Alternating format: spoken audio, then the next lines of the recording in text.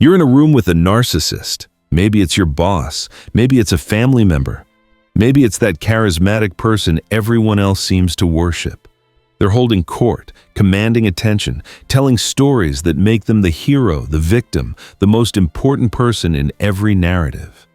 Everyone's nodding, laughing at the right moments, validating, feeding the performance, and then they look at you just for a second, and something in their eyes changes. The confidence flickers, the mask slips for just a fraction of a second. They quickly look away and redirect their attention to someone, anyone else. You didn't say anything. You didn't challenge them. You didn't even change your expression.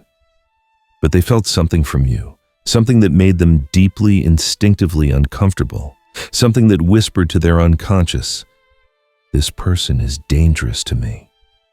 Not physically dangerous, psychologically dangerous, because you carry something narcissists cannot tolerate, cannot manipulate, cannot control. And on some level, they can't even articulate. They know it. Carl Jung spent decades studying the psychology of the narcissistic personality, what he called inflation of the ego and identification with the persona. He understood that narcissists aren't actually confident. They're fragile, terrified, operating from a false self so precarious that certain people threaten its very existence just by being in the room. You are one of those people. And it's not an accident. It's not luck. It's because you carry specific psychological traits that narcissists can sense immediately. Traits that make you incompatible with their manipulations. Traits that expose their false self without you saying a word. Traits that terrify them because they can't break you down, can't make you doubt yourself, can't make you worship at the altar of their ego. This video will reveal the 10 psychological traits that make narcissists fear you. Not so you can feel superior, but so you can understand the power you already carry. So you can stop wondering why narcissists react to you the way they do. So you can recognize that their discomfort around you isn't your problem. It's their self-preservation instinct. Because here's the truth. Narcissists don't fear strong people. They fear people they can't control. And if you're watching this, if something in that opening scenario felt familiar, you're probably one of the people they absolutely cannot control. If you're still here, that already tells me something. Narcissists would have clicked away by now. Too threatening, too real. But you're still watching, because you're not afraid of the truth. And that's exactly what terrifies them about you. Before we dive into the traits, you need to understand something fundamental about narcissists that most people miss. They're not actually fearless. They're not actually confident. Behind the grandiosity, the charm, the dominance, there's terror. Carl Jung called this the inflation of the ego, when someone identifies so completely with their persona, their social mask, that they lose contact with their authentic self. The persona becomes everything. And when your entire identity is a performance, anyone who threatens that performance becomes an existential threat. Narcissists operate from what Jung identified as a fragmented psyche. They've rejected their shadow, their vulnerability, their shame, their authentic emotions so completely that they've built a false self to replace it.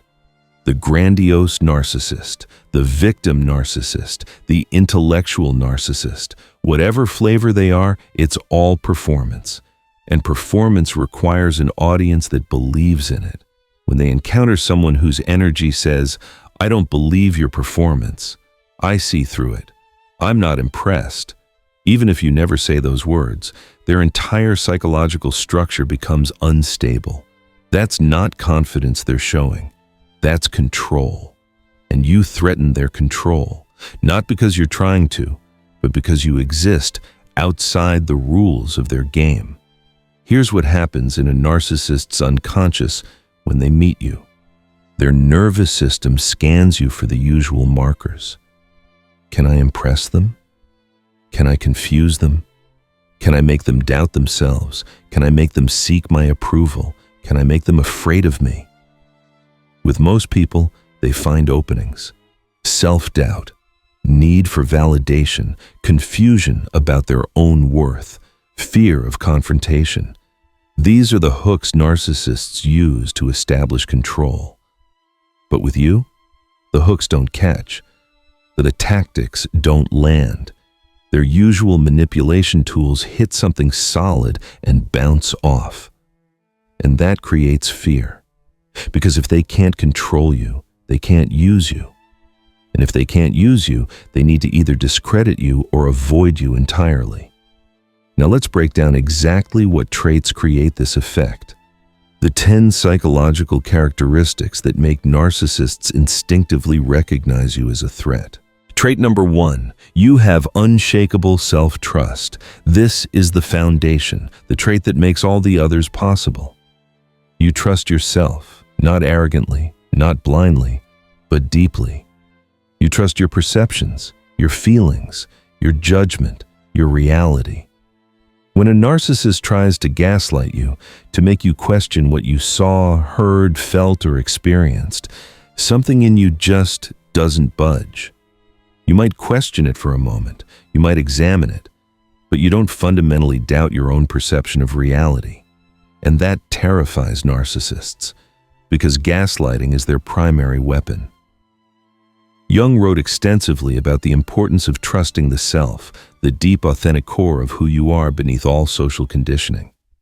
He believed that people who maintained contact with this self became almost impossible to manipulate because they had an internal reference point that couldn't be shaken by external opinions. Here's what's happening when a narcissist encounters your self-trust. They say something designed to make you doubt yourself. Maybe they rewrite history. Maybe they tell you your feelings are invalid. Maybe they claim something didn't happen the way you know it happened. With most people, this creates immediate doubt. Wait, did I misremember? Am I being too sensitive? Maybe I'm wrong. With you, it creates something different. No. I know what happened. I trust what I experienced. This person is lying or confused, but I'm not. That internal stability, that refusal to be shaken from your own reality, is like kryptonite to a narcissist. Their entire manipulation toolkit becomes useless, so they respond in one of two ways. They escalate, trying harder to break your self-trust, or they retreat, recognizing you're not a viable target. Either way, they fear you, because you're operating from a psychological foundation they can't crack. Trait number 2, you don't need external validation. Narcissists control people through intermittent reinforcement. They give you validation, then withdraw it. Give you attention, then ghost you.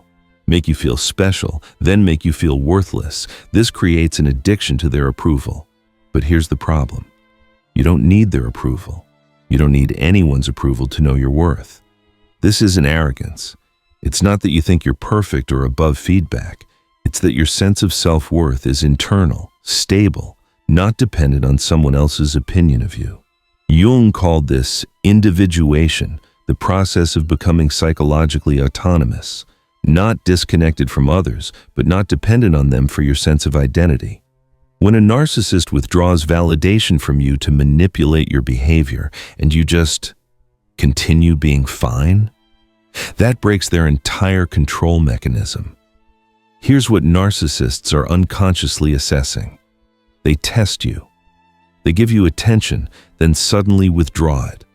With most people, this creates panic. What did I do wrong? How do I get them to notice me again? I need to win back their approval. This panic gives the narcissist power. Now you're chasing them, performing for them, trying to earn back what they took away. But when they withdraw validation from you and you remain stable, maybe even relieved by the distance, their power evaporates. You're not playing the game. And a narcissist who can't control you through approval/disapproval cycles is a narcissist without weapons. This is terrifying to them because it reveals the truth. Their validation is worthless to you. And if their validation is worthless, they're worthless in their mind, not in reality. But narcissists can't distinguish between their validation and their identity. So they fear you, because you're living proof that their approval isn't the currency they believed it was. Trait number 3, you can tolerate uncomfortable truths. Narcissists survive by controlling the narrative. They need everyone to agree on the story they're telling, about themselves, about you, about what happened, and they need that story to paint them in a favorable light always. But you're comfortable with uncomfortable truths. You can sit with complexity. You can acknowledge that someone can be charming and manipulative, successful and abusive, victimized in the past and victimizing in the present. This trait destroys the narcissist's black and white narrative. Jung understood that psychological maturity requires the ability to hold paradox, to acknowledge that people contain multitudes. That truth is often uncomfortable, that reality doesn't conform to the simple stories we want to believe. Narcissists can't operate in that space. They need simple narratives. I'm good, they're bad. I'm the victim, they're the perpetrator. I'm special, they're jealous. When you refuse to accept these simple narratives, when you insist on seeing the full picture, including the parts that make the narcissist look bad, you become dangerous. Here's what happens in the narcissist's psychology. They tell a story where they're the hero or the victim, a story that requires you to see them a certain way. Most people either believe the story because it's compelling and the narcissist is convincing, or they stay silent because challenging it seems too difficult or dangerous. But you might say calmly, clearly, without aggression, that's not quite accurate. Here's what actually happened. Or you might just look at them with an expression that says, I'm not buying this. That refusal to validate their false narrative creates immediate threat. Because if you're not buying it, others might not buy it either. Your comfort with uncomfortable truth threatens to expose the lies they need everyone to believe. So they fear you, not because you're attacking them, but because you're refusing to participate in the collective delusion they're trying to create. Trait number 4, you're not afraid of their anger. Narcissists weaponize anger. They explode, they rage, they create emotional chaos to punish you for stepping out of line and to ensure you never do it again. This works because most people will do anything to avoid confrontation, to restore peace, to make the anger stop. But you're not most people. You're not afraid of their anger, not because you like conflict, not because you're aggressive, but because you understand something crucial. Their anger is their problem, not yours. And you won't betray yourself to manage their emotions. Jung wrote about what he called psychological sovereignty, the state of being emotionally self-contained, not held hostage by others' emotional states. People with this sovereignty can witness someone's anger without being controlled by it. This trait is absolutely terrifying to narcissists because anger is often their last line of defense. When charm doesn't work, when manipulation fails, when guilt-tripping flops, they resort to rage. And when rage doesn't work on you, they've run out of tools. Here's the mechanism. The narcissist gets angry. Maybe they're yelling. Maybe they're giving you the silent treatment, cold anger. Maybe they're making threats. The goal is the same. Make you so uncomfortable that you back down, apologize, submit. With most people, this works. The emotional discomfort becomes unbearable. They fold. They apologize for things they didn't do. They accommodate. They shrink.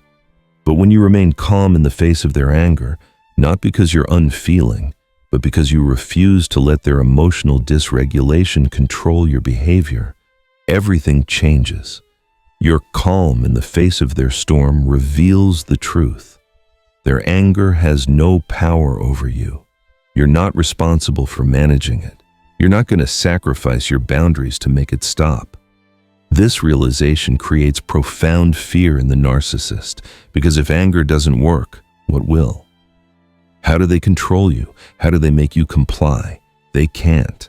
And that's exactly what they fear most. Trait number 5, you see them clearly, not as they pretend to be. This trait is the one narcissists can sense within minutes of meeting you. You don't see the mask, you see what's behind it. Not because you're psychic or judgmental, but because you've done enough inner work that you recognize performance when you see it. Jung called this seeing with the eyes of the self. the ability to perceive reality rather than projection, authenticity rather than persona. Most people see what the narcissist wants them to see: the charm, the success, the victimhood, the specialness. They buy the performance because the narcissist is skilled at performing. But you see through it almost immediately. You see the insecurity masked as arrogance, the manipulation disguised as generosity, the victim mentality hidden beneath the success story, the emptiness behind the charm. And narcissists can feel when they're being seen accurately. It creates a visceral discomfort in them. Here's what's happening on an energetic level. The narcissist performs. They deploy the mask that usually works. The charismatic leader, the wounded victim, the misunderstood genius, whatever version gets them what they want. Most people respond to the mask with the desired reaction: admiration, sympathy, validation, fear. But when they look at you, they don't see that reaction. They see something that makes them profoundly uncomfortable: recognition. Not of the mask, of what's beneath it. You're not saying anything. You're not calling them out. But your eyes, your energy, your presence communicates. I see you. The real you. The small, scared, insecure you hiding behind all this performance. That moment of being truly seen, when your false self is exposed, is the narcissist's worst nightmare. It's the terror they've spent their entire life trying to avoid.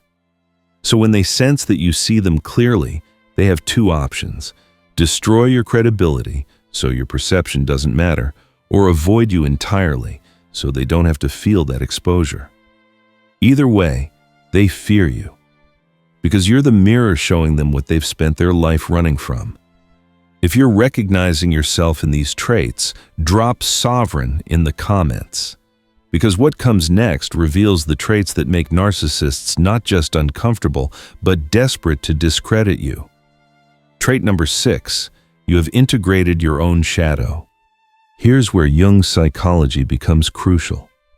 The shadow, the dark, rejected, denied parts of ourselves, is what narcissists refuse to acknowledge.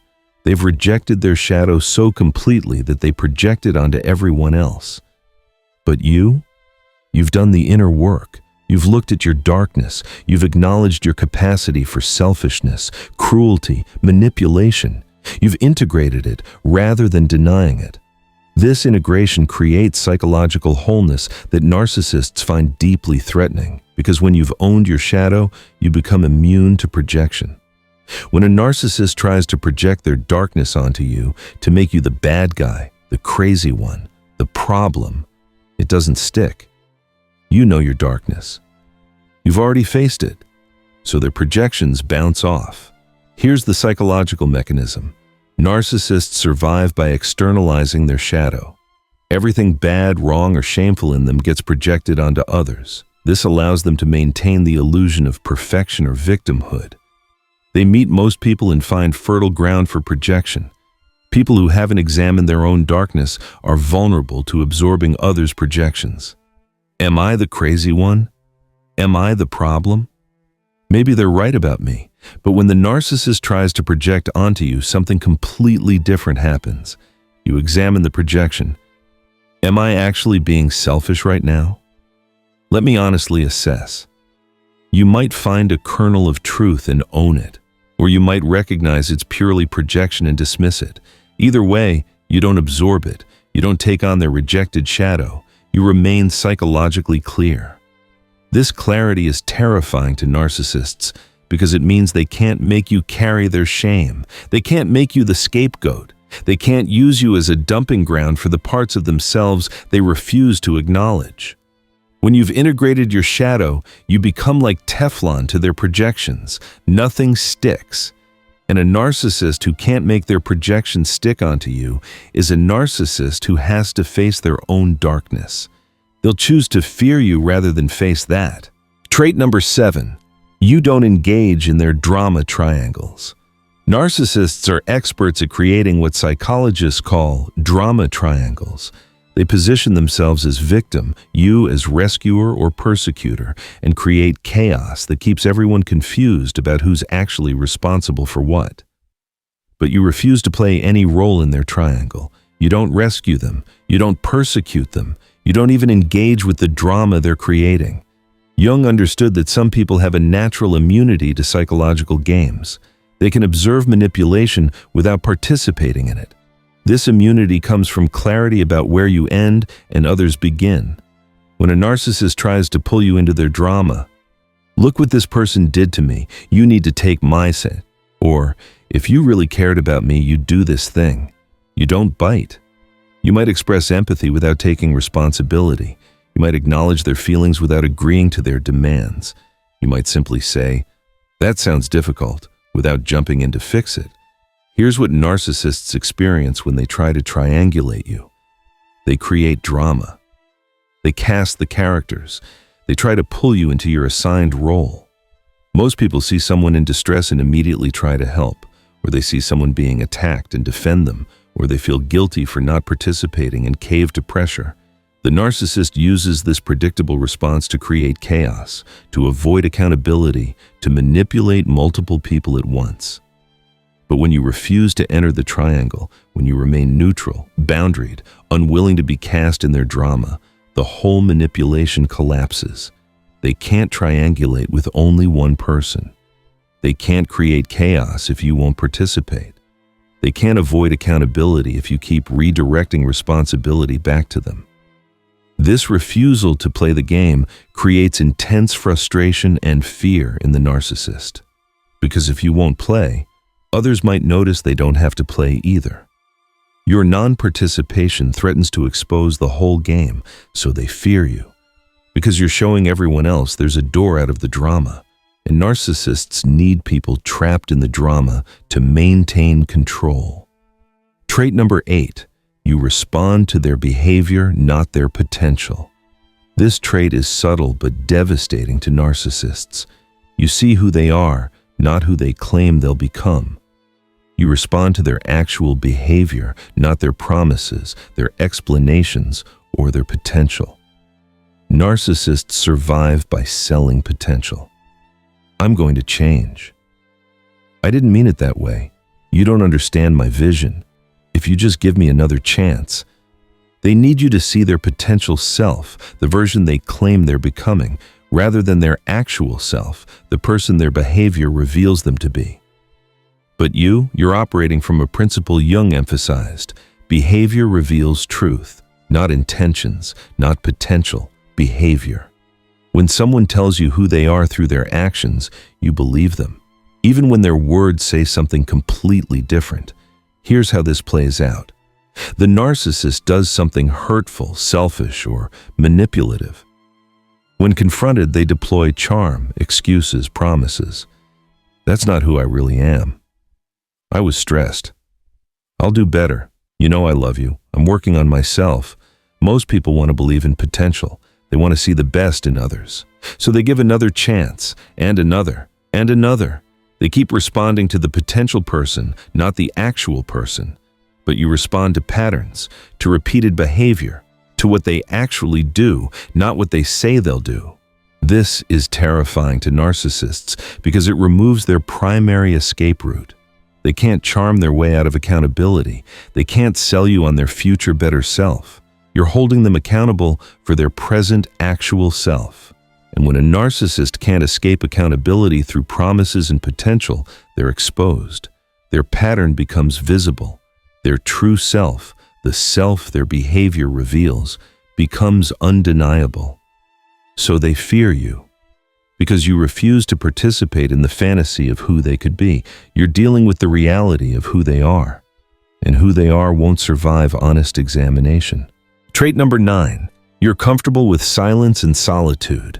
Narcissists need constant attention, constant validation, constant presence. They fear abandonment not because they love you, but because they need you as an audience, a mirror, a source of supply. But you're comfortable alone. You don't fear silence. You don't need constant interaction to feel okay. You can sit with yourself without distraction, discomfort, or desperate need for external stimulation. This comfort with solitude is deeply threatening to narcissists Jung wrote extensively about the importance of solitude in psychological development. He believed that people who couldn't tolerate being alone with themselves were running from their own psyche, and therefore vulnerable to manipulation by anyone who offered distraction from that inner void. But people who've learned to be alone with themselves, who've befriended their own mind, who find peace in solitude, they can't be controlled through fear of abandonment. Here's the power dynamic this creates. The narcissist uses withdrawal as punishment. They go silent, they disappear, they withhold attention. The goal is to make you panic, to make you chase them, to make you do anything to restore the connection. This works with people who fear abandonment, who need constant connection, who interpret silence as rejection. But when the narcissist withdraws from you and you just live your life, maybe even feel relieved by the space, their weapon becomes useless. You're not chasing, you're not panicking, you're not desperately trying to win back their attention. You're comfortable with the distance. This comfortable solitude reveals something devastating to the narcissist. You don't need them. They're not essential to your well-being. You can be perfectly fine without them.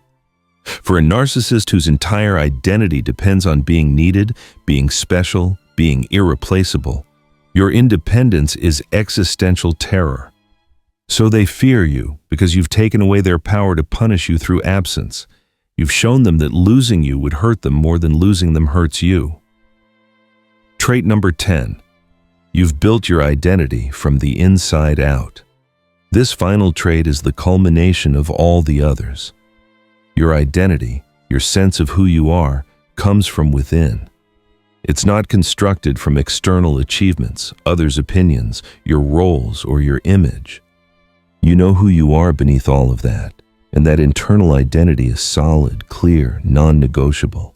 Narcissists build their identity from the outside in. They are their achievements, their image, their reputation, their roles. Strip those away and there's nothing beneath, just terror and emptiness. Jung called this process individuation, building identity from the self rather than from the persona. It's the journey from I am what others see to I am what I know myself to be. When a narcissist encounters someone who is individuated, who carries solid internal identity, they encounter someone they fundamentally cannot destabilize. Here's why this is the most terrifying trait of all.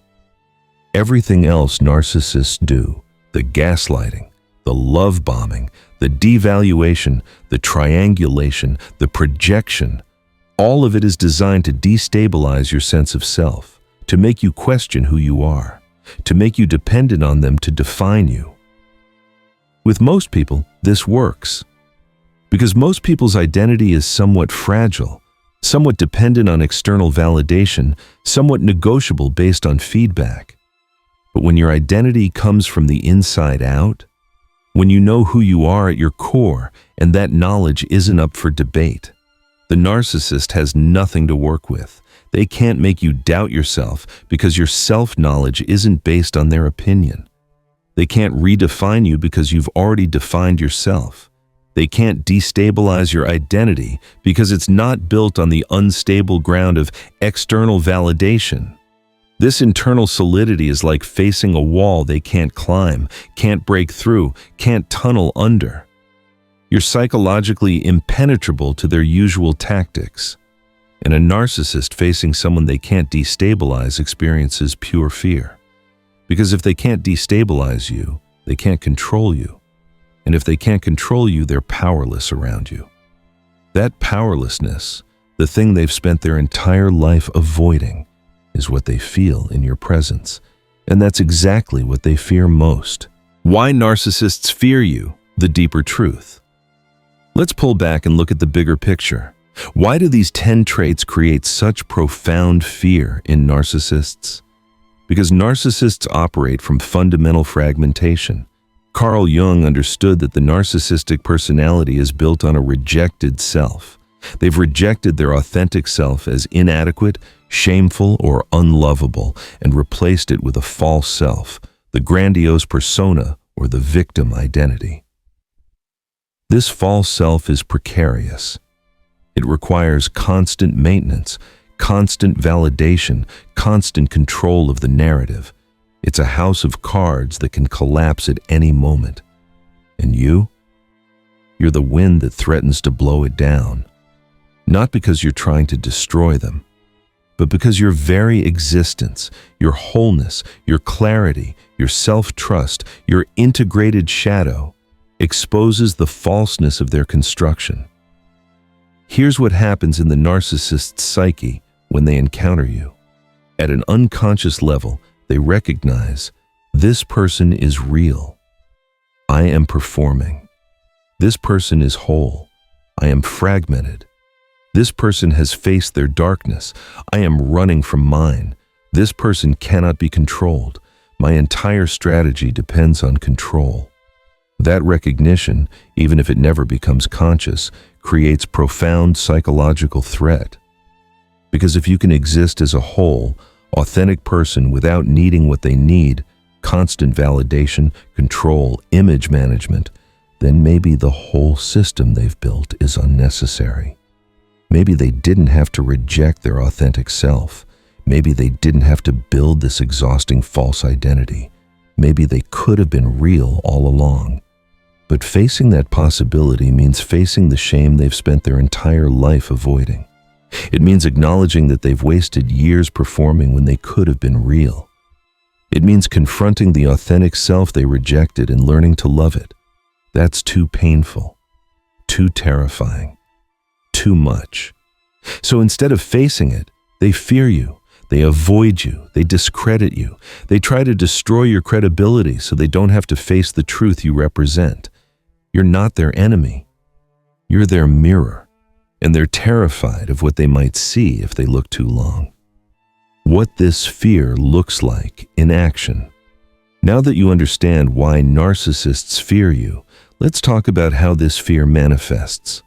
Because narcissists rarely say, "You terrify me because you're psychologically whole."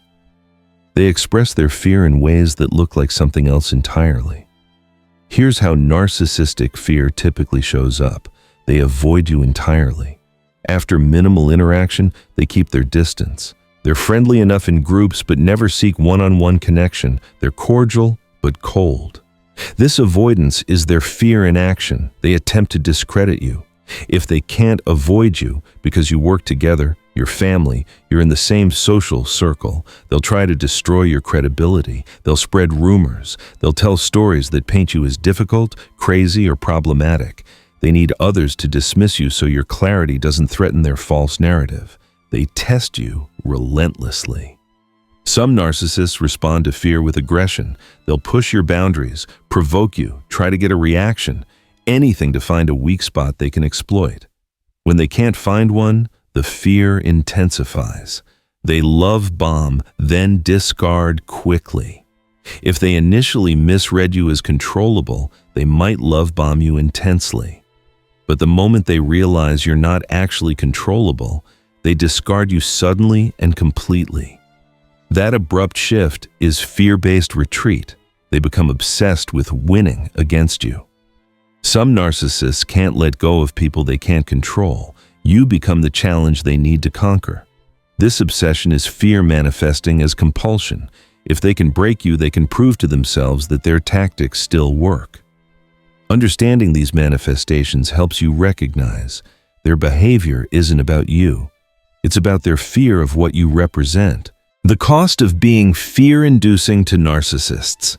Before we move to what to do with these traits, let's be honest about the costs, because carrying traits that make narcissists fear you isn't all empowering. There are real downsides.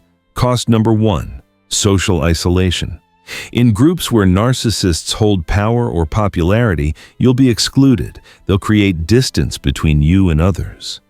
You might be left out of opportunities, social events, important conversations. Cost number 2, being labeled. You'll be called difficult, intimidating, cold, stuck up, or worse. Narcissists are skilled at making their fear of you look like your problem. Cost number 3, constant testing. You'll face more boundary violations, more manipulation attempts, more aggression than others. Because narcissists need to either control you or destroy your credibility. Cost number 4. Loneliness in narcissistic systems. In families, workplaces, or social circles dominated by narcissistic dynamics, you might be profoundly lonely because everyone else is playing the game and you refuse to play. Cost number 5. Self-doubt. When everyone around you validates the narcissist and questions you, you'll sometimes wonder, am I the problem? Am I too rigid?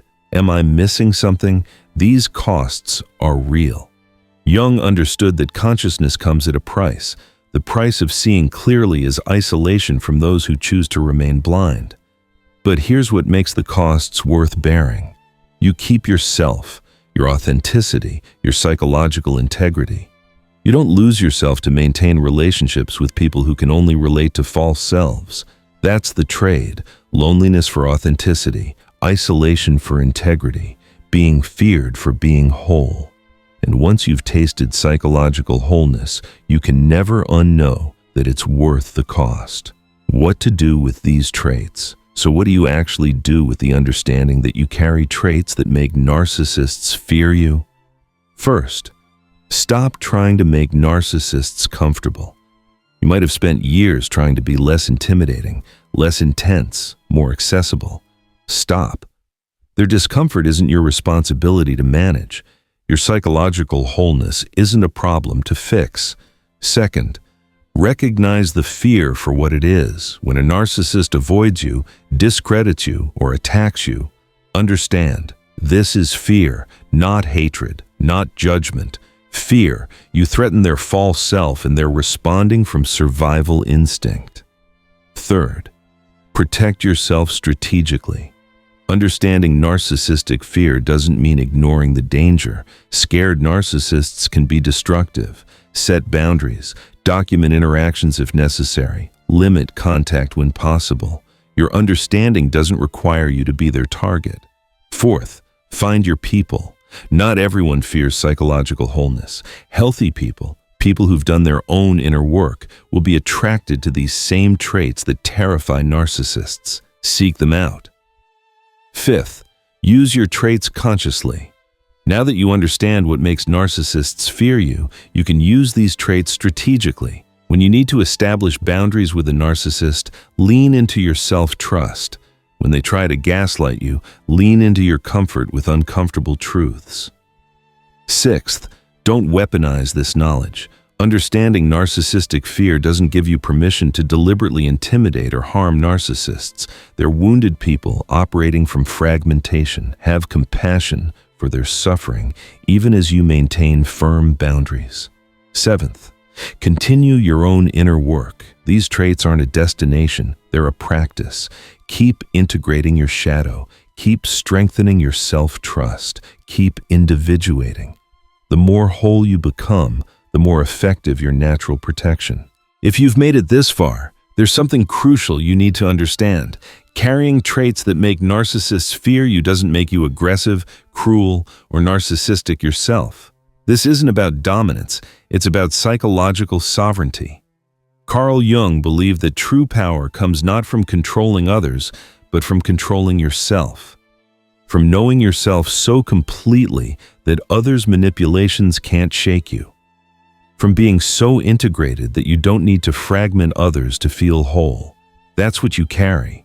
Not aggression masked as strength, but authentic strength that has no need for aggression. Narcissists fear you because their entire strategy depends on fragmentation, yours and theirs. They need you to be fragmented so they can manipulate the pieces. They need you to doubt yourself so they can define you. They need you to need them so they can control you. But you're whole, or becoming whole, and wholeness cannot be fragmented by external force. This terrifies them not because you're dangerous to them, but because you're immune to them. You're living proof that their tactics don't work on everyone, that some people cannot be controlled, that psychological sovereignty is possible. And if it's possible for you, maybe it's possible for everyone. Maybe their entire system, the false self, the performance, the manipulation, is unnecessary. That realization would shatter their identity. So instead of facing it, they fear you, they avoid you, they try to discredit you. Anything to avoid confronting what you represent, the possibility of living authentically. You didn't ask for this. You didn't try to become threatening to narcissists. You just did your inner work. You faced your shadow. You built self-trust. You individuated. And as a side effect, you became incompatible with narcissistic manipulation. That's not your burden to carry. That's your protection to honor.